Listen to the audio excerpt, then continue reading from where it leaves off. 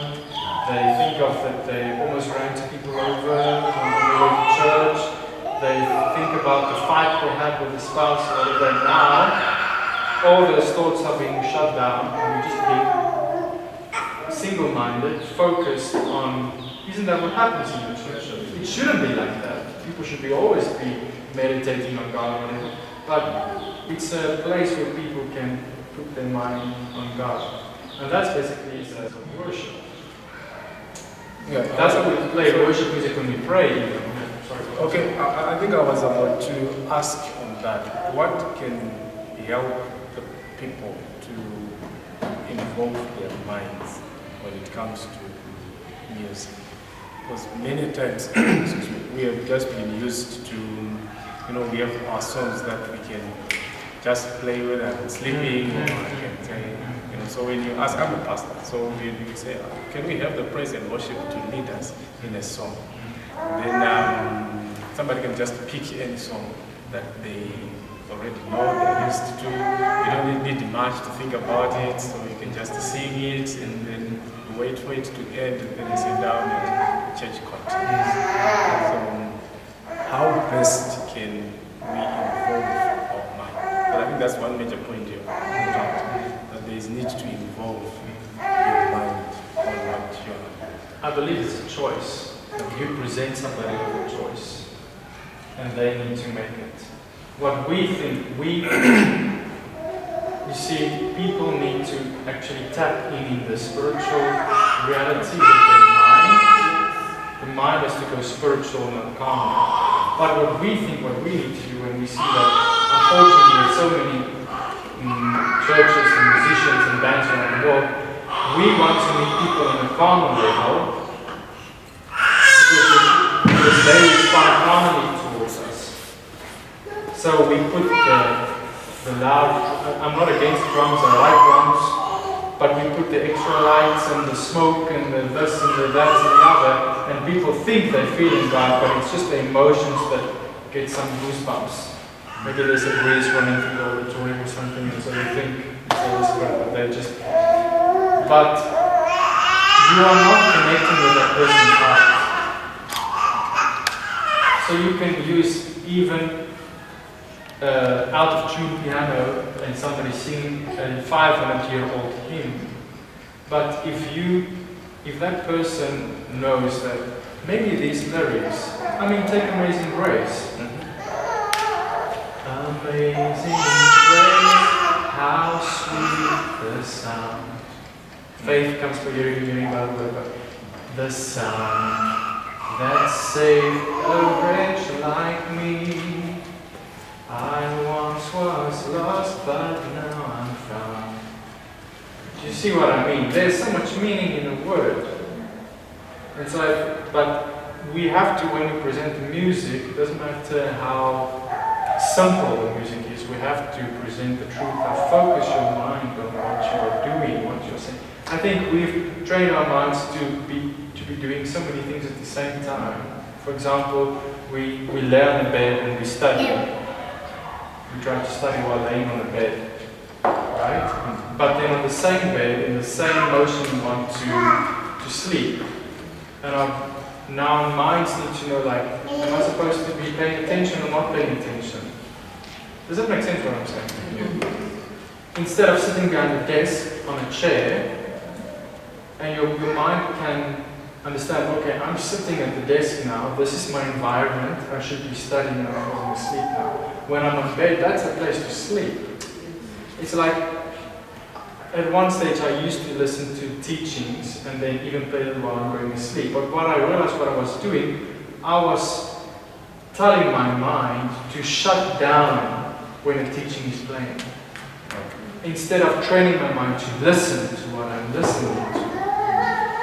Then the next day when I'm trying to listen to something, I feel sleepy. Why? Because I've trained my mind to fall asleep when I'm listening to something. And I think the thing is that we should basically just, every person, train our minds to be focused on what is happening right now. Does that make sense? Yes. So when I'm involved in worship, I'm fully there. When I'm making food for my wife, I'm fully there. When the pastor is preaching, he's fully there. When I'm praying, I'm fully there. When I'm dancing with my wife, I'm fully there. Jesus said, you shall love the Lord your God with all your heart, soul, mind, and all your strength. That just shows that when whatever I'm doing, everything is involved in me. I can't be half-heartedly involved in something. All right, thank you so much. I want to welcome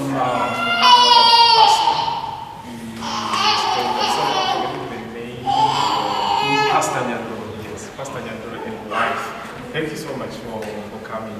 So we are having this discussion together. You are free to contribute. You are free to ask, to say anything. So that I would like to quickly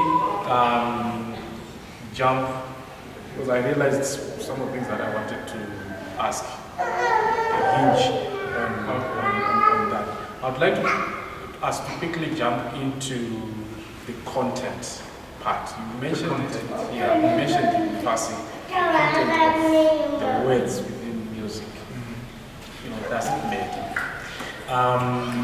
We have got a Shona song that we used to sing, or some are still singing today. So literally what you're meaning is, the song is just to say Jesus was walking about in Jerusalem. Just like, is that all that is? Yes, Jesus was walking in Jerusalem. Some go to the extent of just like he was just walking. He was just walking. You know. Yeah, I don't know outside. Yeah. Yes. It's like could be right here. Yeah. He was just walking. So that's content. That's the words in the song. Let people get to how important, to what extent is content important? If you just have a song that mentions Jesus, is that all? If I can say something, it is like there's a song, it's quite an old English song where it says, there is none like you. And I disagree with that song. Why? Because 1 John 4:17 says, just as he is, so are we in this world. So it's wrong for me to sing, there is none like you. Because there is not none like him. We say things in worship like, Lord, there is none like you, hallelujah. Oh, then you must be born again. Then you must get born again. If you think that there's none like Jesus, in Hebrews it says, that it pleased Jesus to be made like unto his children. So there is no difference in Jesus and me. So we shouldn't be singing songs, there is none like you. So what I usually do is I'm one with how I change the lyrics. I am one with you. You touch my heart like no one else would. I could search for eternity, Lord, and find I am one with you. It's so important what we sing. But it's the thing that's just, do we believe the word or not? You know? So that's just how important the lyrics are. I would say another thing, Jesus walks. Okay, so what is the second verse? You know? That's the one. You know, like, what does it say? Is it a song? Is it glorifying Jesus? What I mean by that, is it making him bigger? Whether in your life or in my life. But is the word, are the words exalting Jesus? Like if you look at Amazing Grace, it exalts Jesus. There's a song that one of my friends in Stellenbosch wrote, Lord, you are righteous and you made me to be righteous too. I'm righteous because you obeyed. I'm holy because what you paid was perfect. And I've been made the righteousness of God in you. So, yes, it's singing about what happened to me, but it's exalting Jesus in me. So is it glorifying Jesus? The words that we sing, is it glorifying God? And people like to just express their emotions and their feelings, and I'm not gonna go there. So I don't know if you want something like that. I think sometimes people think that to make something simple, they want to have simple songs, which is fine to have something that's simple so that people can sing along and understand or whatever. But simplicity doesn't mean that you sacrifice truth. So I can sort of understand that maybe with that song, if like that they wanted, let's just have a simple song so that everyone can sing. But actually in heaven, the angels are singing a simple song. It says they're singing, holy, holy, holy is the Lord God Almighty, who was and is to come. That's simple, but it's true. For some things, because we're going for simple, we decide, oh, let's just sing this line. But what's the heart meaning of it that Jesus walked around? What's, like Jonathan was saying, where does it exalt Jesus? To what end? What's the purpose? I think we forget that actually music as well should have a purpose. The song, the content, the words that we're singing should have a purpose. What is it what truth am I trying to communicate or agree with in my heart?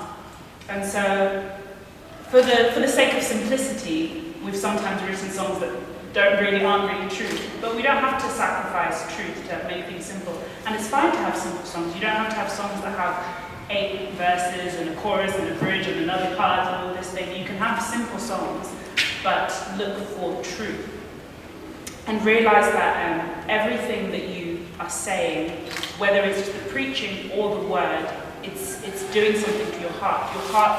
Your heart is listening for the words that are coming out of your mouth so that it can believe, to know what to believe.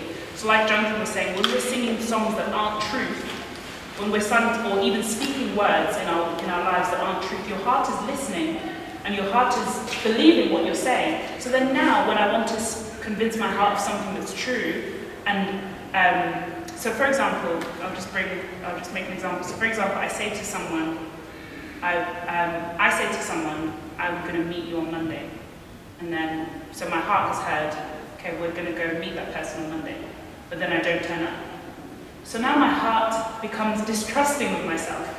And with that same mouth, I'm trying to tell my heart, you're not sick, you're the righteousness of God, I'm casting out whatever's going on, negative things going on in my life. And my heart is saying, but when you speak and you say things, I've heard you speak things and you don't do them. You're not, do you know what I mean? If your heart is sort of saying that thing, I'm kind of creating a person in your heart. Your heart is saying, but should I believe you? Because yesterday you said, we're going to go meet this person on Monday and you didn't go. And so your heart is listening. The words that you speak mean something. They do, they really mean something. And the words that you sing as well. So let the words of our lips, it says, and the meditation of my heart be pleasing to you. Let the words of our lips be truth.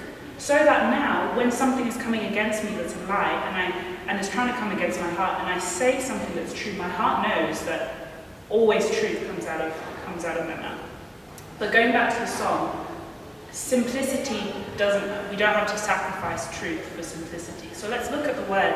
The songs that were sung in the Old Testament, the songs that the angels are singing right now, they're all simple songs. We can make simple songs, but it be based on something true.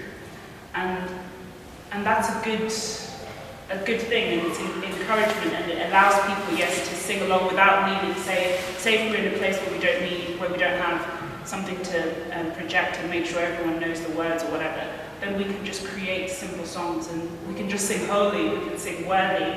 But again, like Jonathan was saying, whatever it is that we're saying or whatever it is that we're doing, let it be something that we are believing the words that we're saying. So if we want to make sure that we're believing the words that we're saying, let them always be truth. It goes back to the psalm that I read before in Psalm 106 and 12. It says, they believed his words and they then sung his praise. Because they believed the word, they said it. Whatever you believe in your heart, when you believe in your heart and you confess with your mouth, and it says speaking of the mountain, when Jesus was saying we can cast the mountain to the sea, it says he who believes and he says to the mountain. So it's our belief and our speaking that come together and create power. And in music, we have that same thing. We're believing something and we're singing it. So let's only sing what we believe to be true, and let's believe only truth in that same way. So we can have simple songs. Our songs can be simple. They don't have to be complex. They can be so simple, but let them be true, whatever they're going to be. And the great thing about the fact that our songs don't have to be so complex and they can be simple is that then we can create songs for our congregation as a family, as a congregation. It's great singing songs that that we know and that have been passed down and that are popular songs. But what's amazing is when you come together as a church and you know that God at the moment is speaking to us about our righteousness, and then in your worship time, you start just singing about the righteousness of God in your own words, as that local body, and it can be simple. It can be simple, simple, simple, and there's something about not only singing songs that you know, but it being an expression of whatever's happening in the environment of your church at the time, and you are able to express it together in this song that we've created together, if you want to say. It's really, it's a beautiful thing. And so, so it doesn't have to be complex, it can be simple, but let it be truth. And let it be it just becomes idle words. Why am I singing that Jesus walked around? Okay, if I'm singing Jesus walked around and he was healing people and he was doing good and then that's slightly different, but like, what's my point in saying that Jesus walked around? What's the heart meaning of that? I think people just adopted something else from the gatherings, like funerals.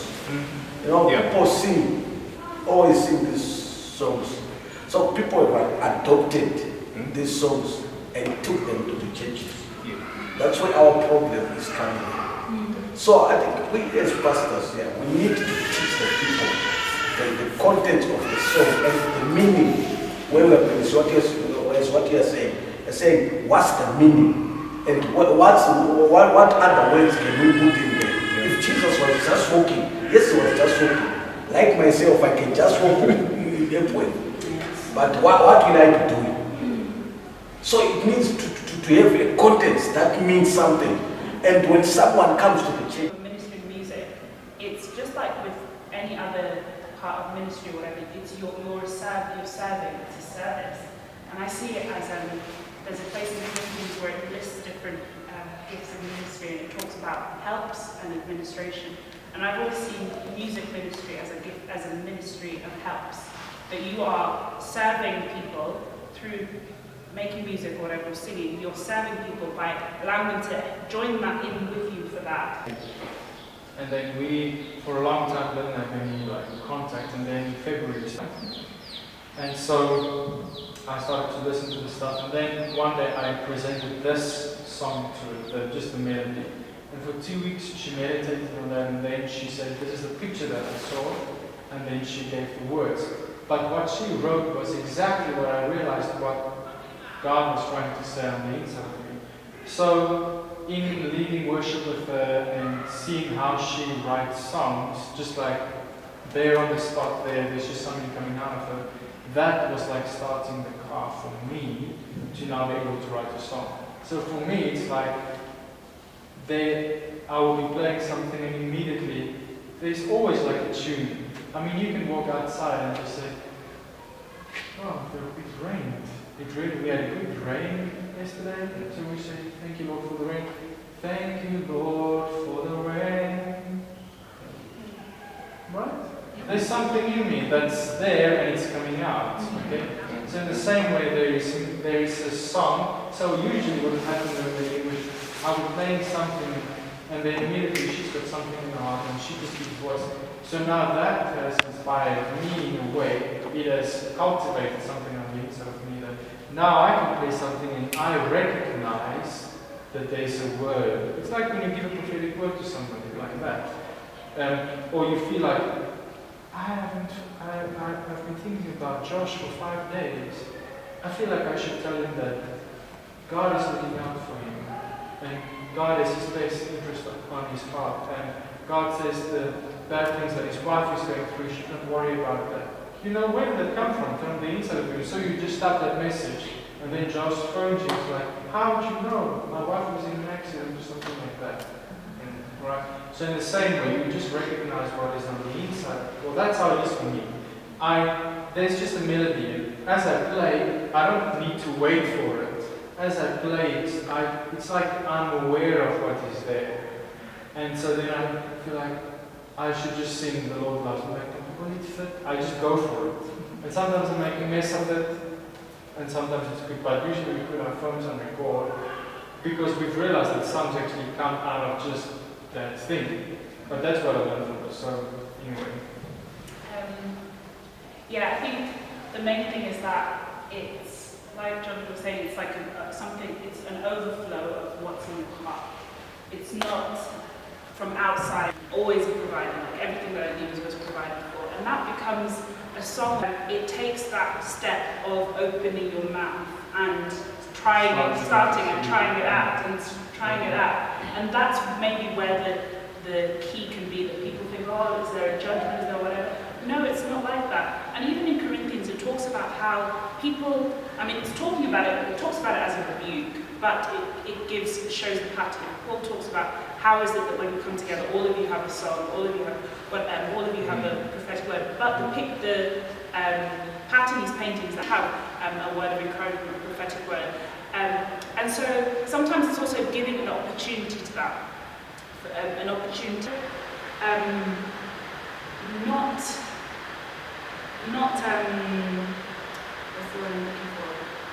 not to like put aside to one side the impressions that you have in your heart. Sometimes you have impressions in your heart of. So with the song that John was talking about, when he sent me a recording of him playing, it was just like a melody that he was playing on the piano.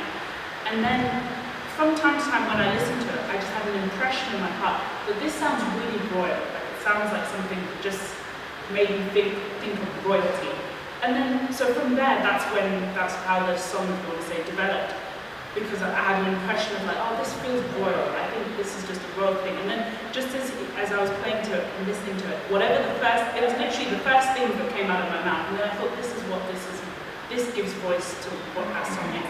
And so, not to put to one side of it, but give voice to it. It's not going to go anywhere until you start giving voice to it. And so I think it's.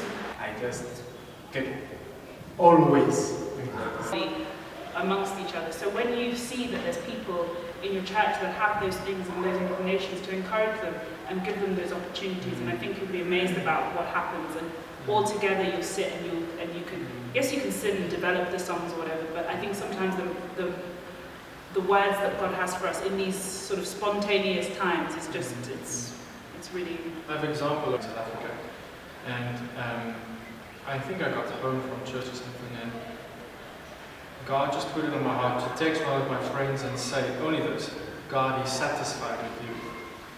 And I thought, well, that's quite different. Usually I would think God is pleased with you, but to think God is satisfied with you, that's out of the norm. I know it's true, but there was just something different that I saw of that if I'm satisfied with something, it means I don't want it to be changed. I don't want something to be taken away, but I also don't need something to add to it. It's complete.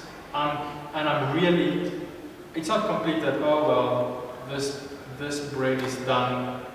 It could have been baked better, so let's just have this and tomorrow we'll try again.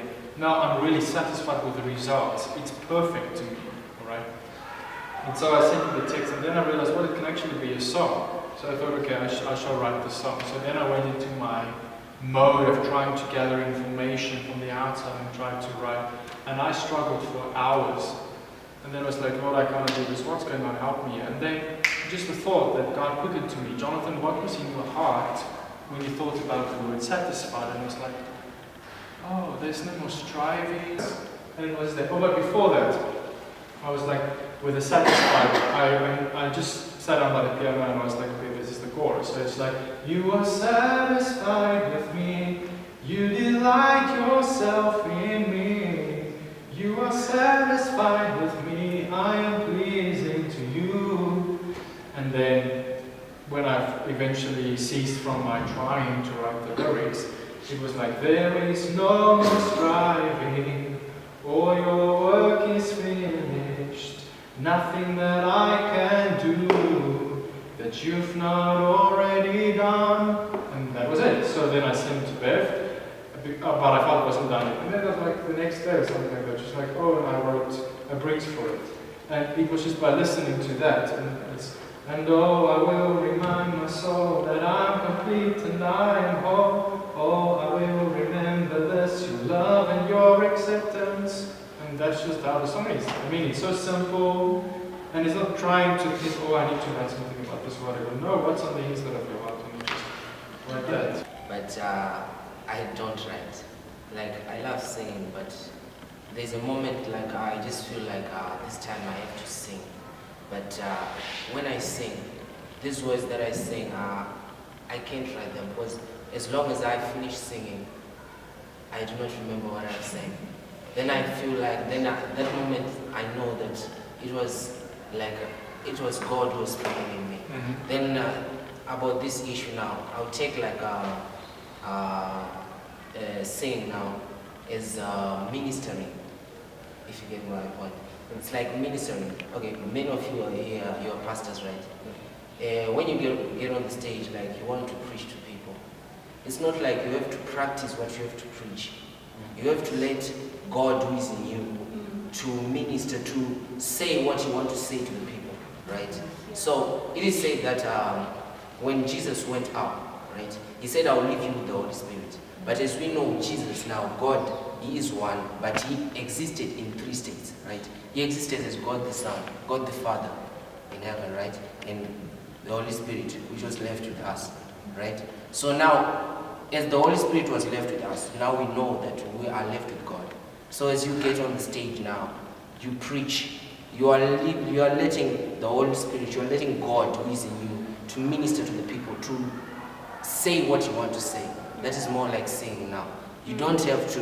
You know, at times I just get always they just bring out what he said. But I wanted to like a little bit differ with what he said concerning music. Since maybe you might be leading people to sing, I think it will be important to practice to Definitely. write it down. Yeah, definitely. Yeah. Definitely. So that what he said will not happen that you forget what Exactly. Yeah.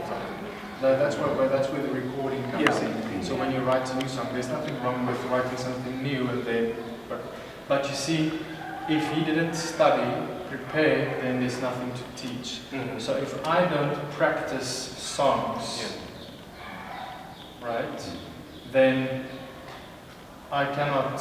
Like, let's say the pastor says, "Oh, can you sing a song after the benediction?" And I have it in my heart. I want to say, "Lord, you are high and exalted," but